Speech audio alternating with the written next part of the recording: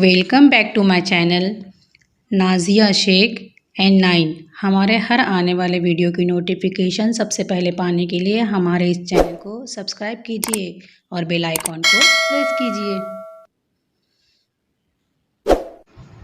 अस्सलामुअलैकुम रहमतुल्लाहि व बरकातहू। ब्रिज कोर्स जमात चाहरुम मज़मून उर्दू 13वां दिन। ईद खुशियों का त्यौहार है। इसकी तैयारी कई दिन पहले शुरू हो जाती है। घरों में साफ़ सफाई होती है, रंग लगाया जाता है, सबके लिए नए कपड़े खरीदे जाते हैं, घर के लिए मेवे और इतर खरीदे जाते हैं। लड़कियां हाथों में मेहंदी लगाती हैं। आज 29 रोज़े पूरे हुए। लोग ईद का चांद देखने के लिए जमा हो गए।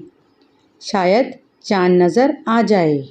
वो देखो, नीम की ऊंची शाख के पीछे से चांद नज़र आ गया। हर तरफ ईद की चहल पहल शुरू हो गई। बच्चे, बूढ़े, जवान नए कपड़े पहनकर नमाज के लिए ईदगाह रवाना हुए।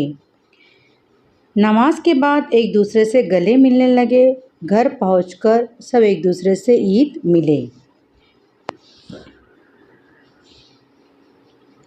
अम्मी ने शीरखुरमा और सेवैयाँ खिलाई। बड़ों ने बच्चों को ईदी दी। हर तरफ खूब रौनक है, खुशियाँ ही खुशियाँ है। ईद का त्यौहार सबको पसंद है। मंदरजा झैल सवालों के जवाब लिखो। ईद के लिए क्या तैयारियां की जाती है?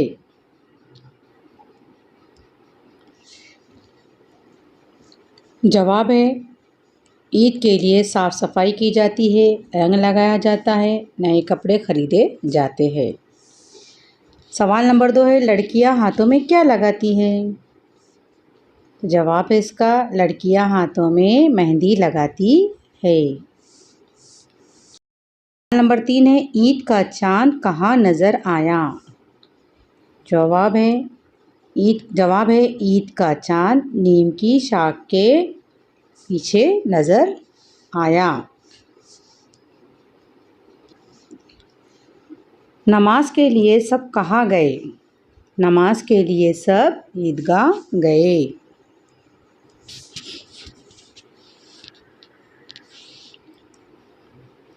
दिवाली के त्यौहार के बारे में मालूमात हासिल करके अपने उस्ताद को सुनाओ।